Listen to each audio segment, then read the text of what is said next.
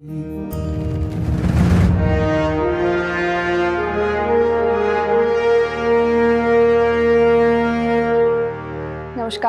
कैसे हो आप?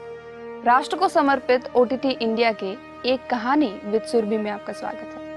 आज की कहानी है अंतिम बलिदान। 20 साल पहले की बात है। रक्षा मंत्रालय के पास हिमाचल प्रदेश से एक पत्र आया। वो पत्र जिसने लिखा था वो एक स्कूल के शिक्षक थे। उनका पत्र एक डिपार्टमेंटल ऑफिसर को दिया गया। खत पढ़ते ही उस ऑफिसर की आंखों में आंसू आ गए। उस खत में उस टीचर ने कुछ इजाजत मांगी थी।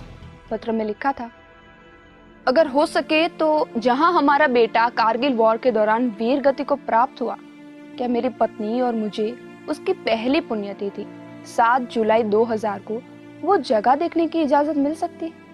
अगर आप नहीं कर सकते तो कोई बात नहीं।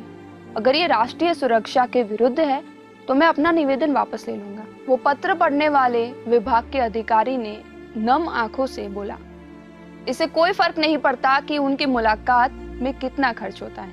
अगर विभाग तैयार नहीं है तो मैं उन्हें मेरी सैलरी से चुका दूंगा और मैं उस शिक्षक और उनकी पत्नी को उस जगह पर लेकर जाऊंगा जहां पर उनका बेटा शहीद हुआ था। उस अधिकारी ने एक आदेश जारी किया।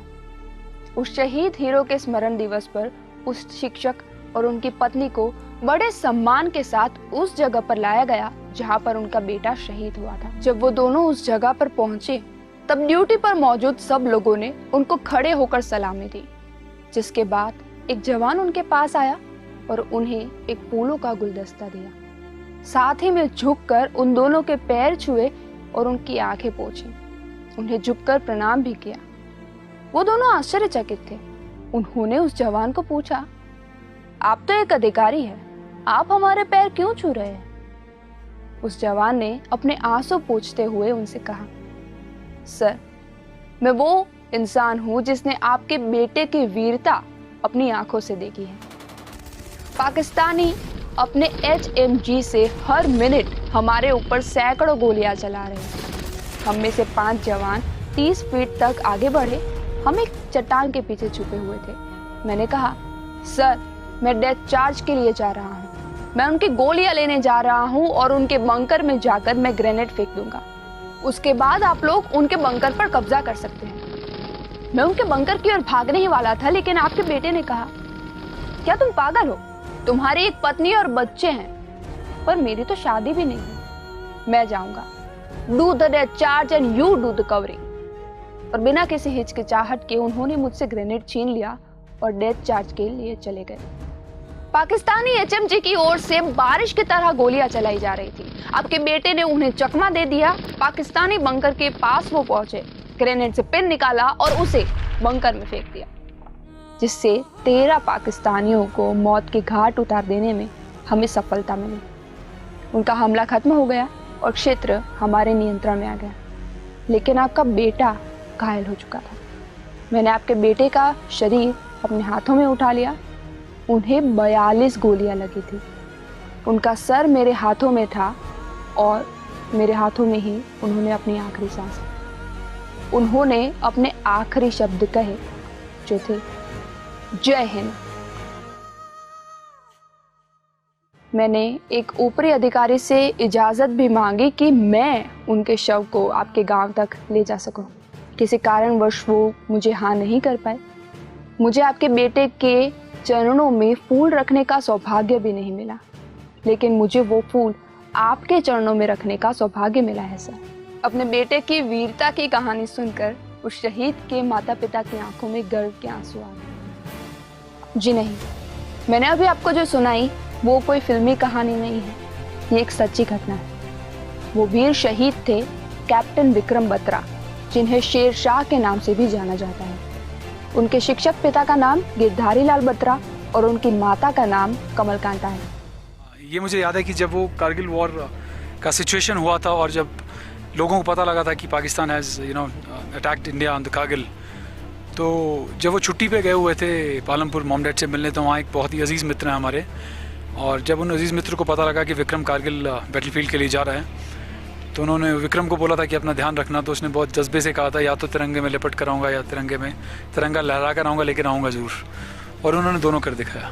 वीर शहीद कैप्टन विक्रम बत्रा ने कारगिल युद्ध में जो बहादुरी दिखाई और जिस तरह से दुश्मनों का खात्मा किया, उसके लिए उन्हें मरणोपरांत परम वीर चक्र भी दिया गया। कैप्टन बत्रा, जो कि शेरशाह के नाम से जाने जाते थे, वो मेरे कंपनी कमांडर थे। वो हमेशा मेरे साथ एक बडी की तरह रहते थे।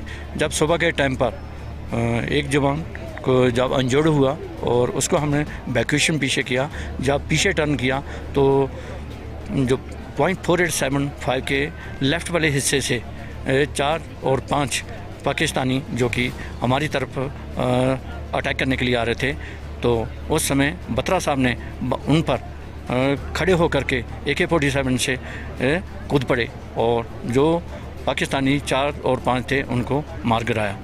उसके बाद काफ़ी फायर आने लगा, दोनों तरफ से चलने लगा। उसी दौरान उनको एक ब्रेस्ट लगा और जिससे वह वहाँ पर शहीद हो गए। फर्स्ट सक्सेसफुल मिशन हुआ था .5140 का, और मुझे याद है कि तब आई डोंट रिमेंबर किस मीडिया ने इंटरव्यू लिया था, तो उनको पूछा गया था कि आपका इस फतेह का जो सबसे बड़ा सक्सेस था वो क्या था। तो विक्रम ने उस वक्त ये जवाब दिया था कि the biggest success for me was कि I went up with 6 men and I came back with 6 men, कि मैंने अपने फर्स्ट अटैक जो 5140 में था किसी भी सोल्जर की शहादत नहीं हुई। और जब उन्होंने ये बोला ये दिल मांगे मोर, तो ऑफकोर्स यही दर्शाता है कि समवेयर उनके दिल में था कि अभी तो वॉर शुरू है, अभी तो हमने तुम्हें खदेड़ा नहीं है, अभी तो मैं तुम्हें और ऊपर आके देखूंगा। और फिर जब उनका कोड नेम जो था वो शेरशाह था, तो रेडियो फ्रिक्वेंसी में जब वो पाकिस्तान के साथ कैप्चर हुआ तो किसी ने उनको बोला था कि ए Shershah you come up, don't come up, you have a tough time. तो उन्होंने बोला था we will see in the next 1 hour who sees on the top. तो मतलब उनको था कि कहीं ना कहीं अभी तो तुम ऊपर आए हो, अभी तो हमने शुरुआत करी है ऊपर चढ़ने की। तो शायद वो चाहते थे कि अभी जो उनका मिशन पूरा है वो पूरा नहीं हुआ है, क्योंकि battle was still on, battle was not over. और मुझे लगा कि वो चाहते थे कि जब तक पूरा बैटल ख़त्म नहीं होगा वो जो कंट्रीब्यूशन कर सकते हैं being a soldier, because end of the day उन्होंने अपने आप को कंट्री के लिए डेडिकेट कर दिया था, वो उसे पूरा करना चाहते थे और वही कर दिखाना चाहते थे। सच में भारत माँ के ये वीर बेटे ही है जिनकी वजह से आज हम सुरक्षित हैं और दुश्मन की हमारे देश की तरफ गलत तरीके से नजर उठाने की हिम्मत भी नहीं होती। भारत के इन सभी वीर बेटों पर हम सबको गर्व है और सलाम करते हैं। जय हिंद।